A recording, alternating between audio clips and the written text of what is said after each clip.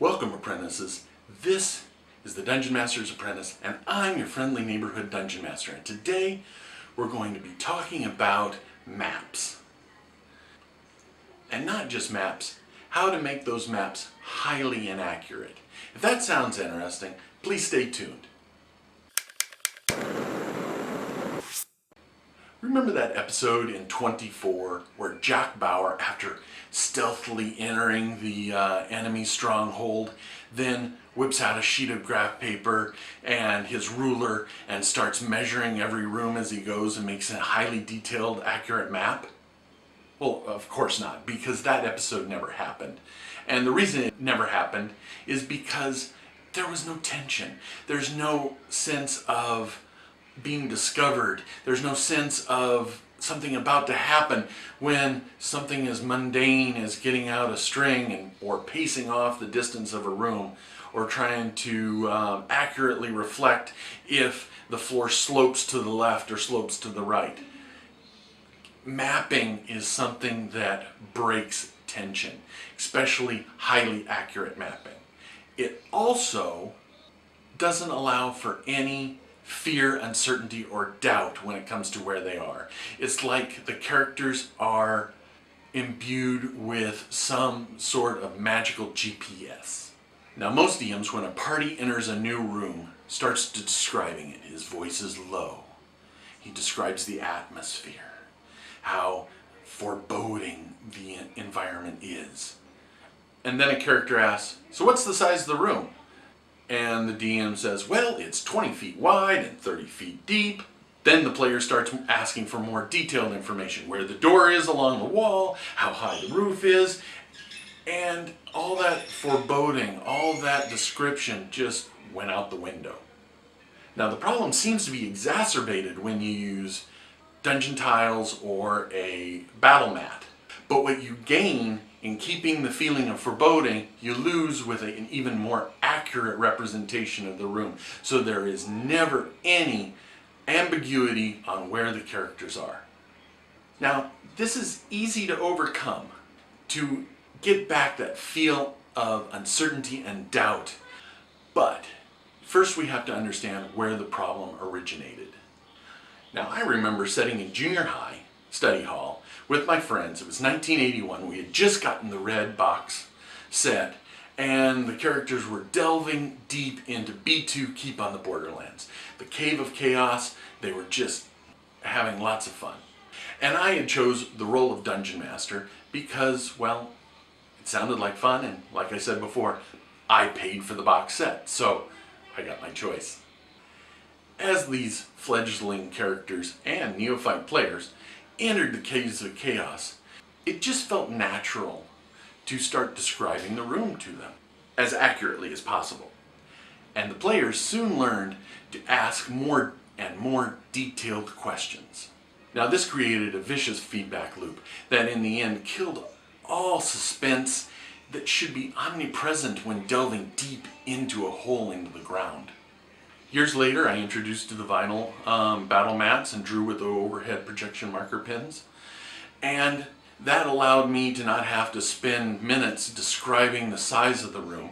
I still described the feeling of foreboding, and that kept some of the tension, but it allowed the characters to almost have a magical GPS.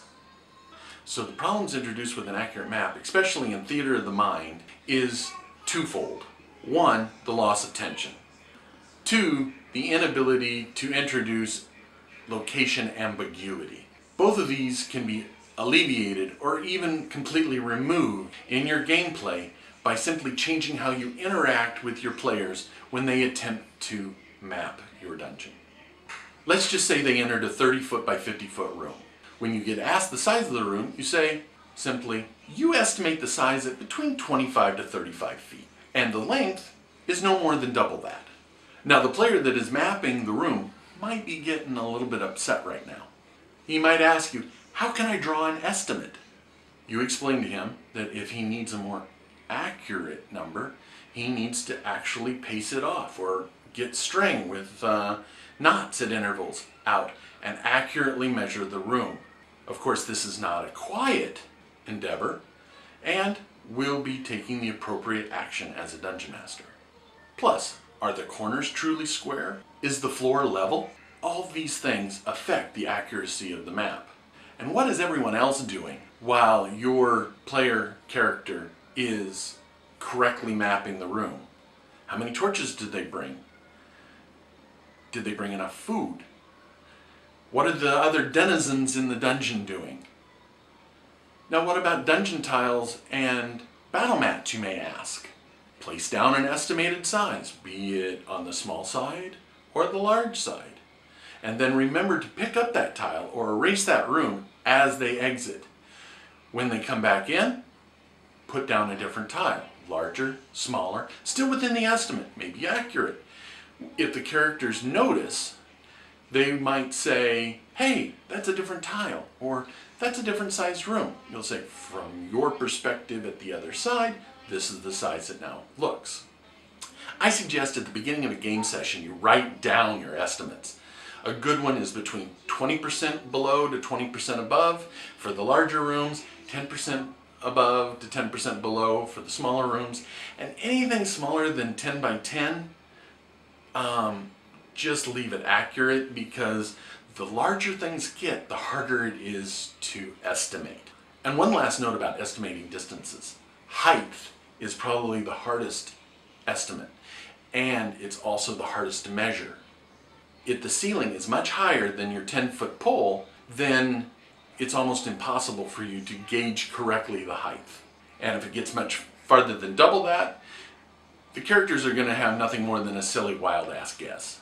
Now, depth, on the other hand, is almost comically easy to measure through counting seconds with a drop stone or lowering that said knotted rope down to find the bottom. So even though you're using battle mats or dungeon tiles, using estimates will still give you that ability to give them location ambiguity and keep your characters from having a truly accurate map.